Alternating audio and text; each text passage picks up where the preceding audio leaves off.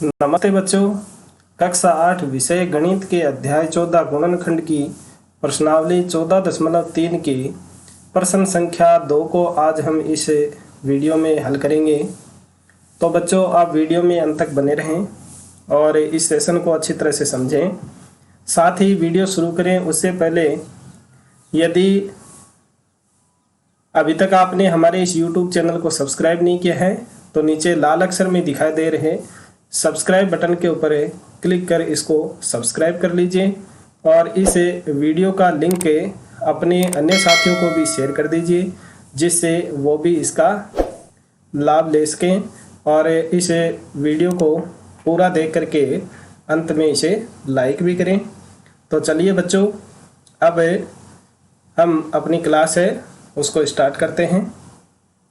देखिए, इस दूसरे प्रश्न का पहला पार्ट।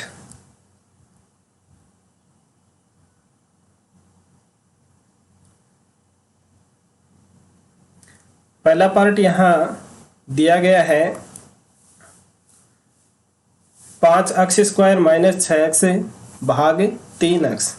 तो बच्चों, इस तरह के जो सवाल हैं उसको हल करने के लिए सबसे पहले जिस संख्या में हम भाग दे रहे हैं उसमें जो सार्वय गुणनखंड है यानी जो कॉमन आ रहा है उसको हम अलग निकाल देते हैं यानी कॉमन ले लेते हैं। तो यहाँ देखिए, जो संख्याएं हैं वो तो 5 और 6 हैं। तो यहाँ इसमें 5 एक अभाज्य संख्या है और 6 है वो भाज्य संख्या है। तो यानी जिस भी अंकों में अभाज्य संख्या आ जाए उसमें एक कॉमन होता है, तो एक को अलग निकालने की आवश्यकता नहीं होती है।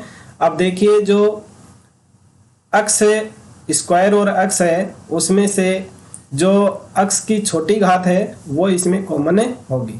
तो हमने इस अक्स को कॉमन निकाल दिया। अब यहाँ से जो बचा हुआ है उसको हम लिख देते हैं।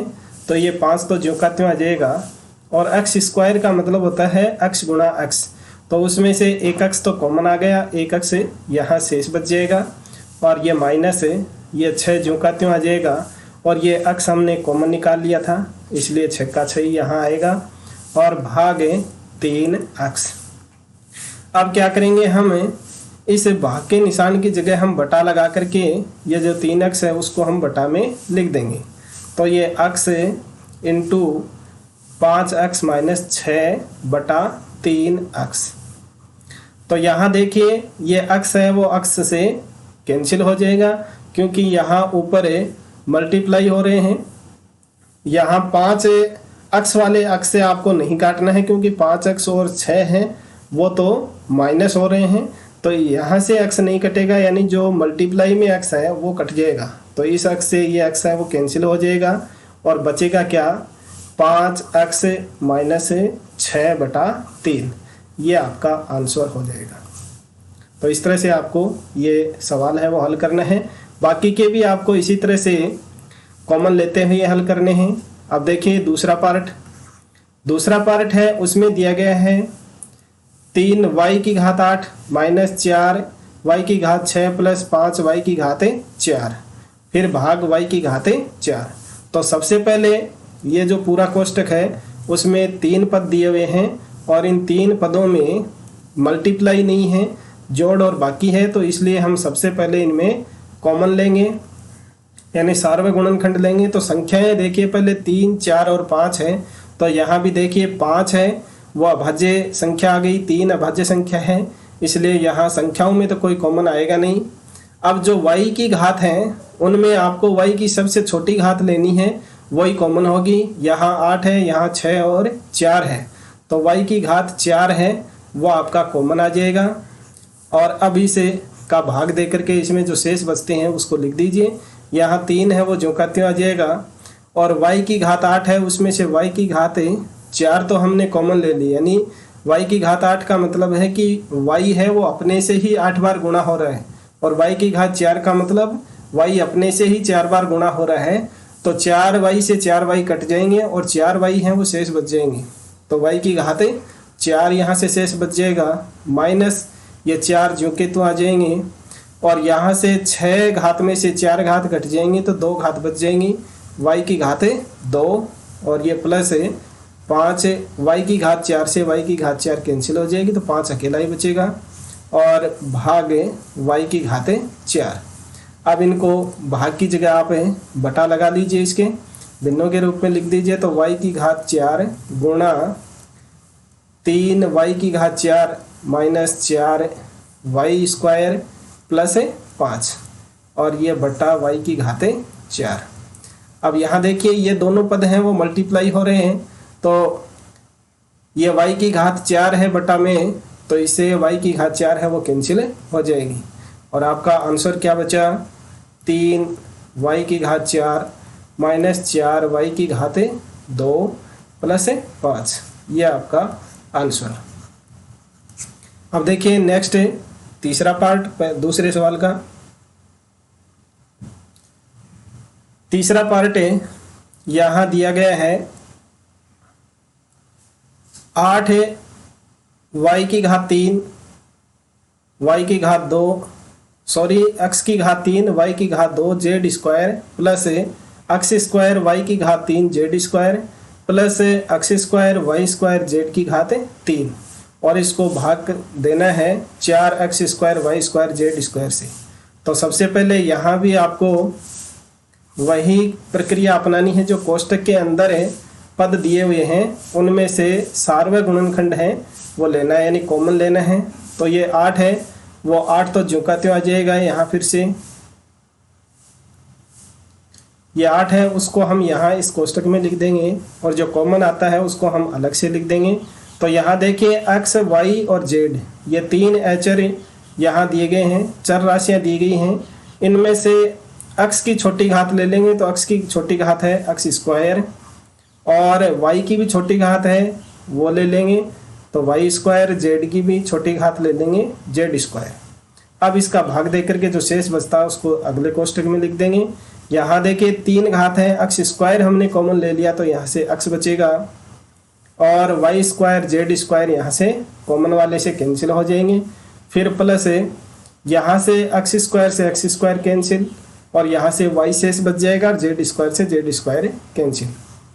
प्लस x स्क्वायर से कैंसिल हो जाएगा, y स्क्वायर से y स्क्वायर और z की घात 3 में से 2 घात घट जाएंगी, 1 घात बच जाएगी और ये जो का त्यों लिख देंगे भाग 4 x square y square z square. अब इनको बटा के रूप में लिख देंगे तो ये 8 है into x square y square z square और into x plus Y plus Z.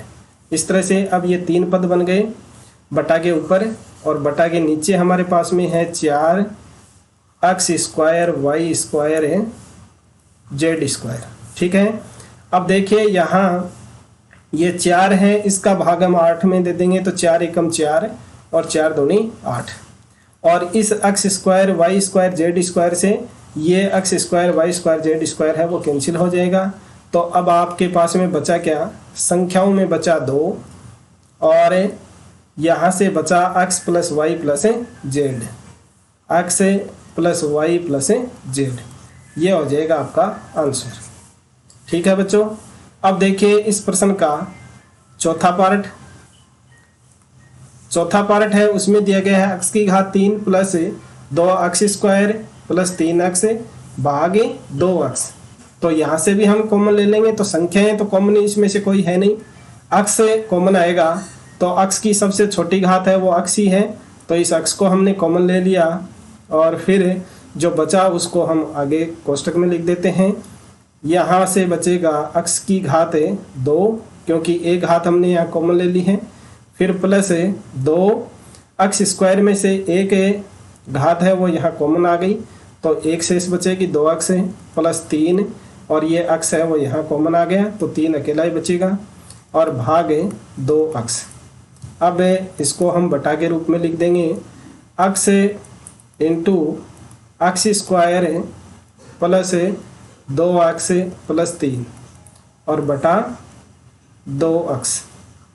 तो यहाँ देखिए x यहाँ मल्टीप्लाई में है तो नीचे वाले जो बटा में से x है वो x इस x से कैंसिल हो जाएगा और ये 2 है वो ज्यों का त्यों बच जाएगा, ये किसी से कैंसिल नहीं हो रहा है। तो बटा के ऊपर हमारे पास में बचा अक्स स्क्वायर प्लस 2 अक्स प्लस 3 और बटा में बचा 2। तो ये आपका आंसर हो जाएगा। अब देखिए इस दूसरे प्रश्न का लास्ट पार्ट है।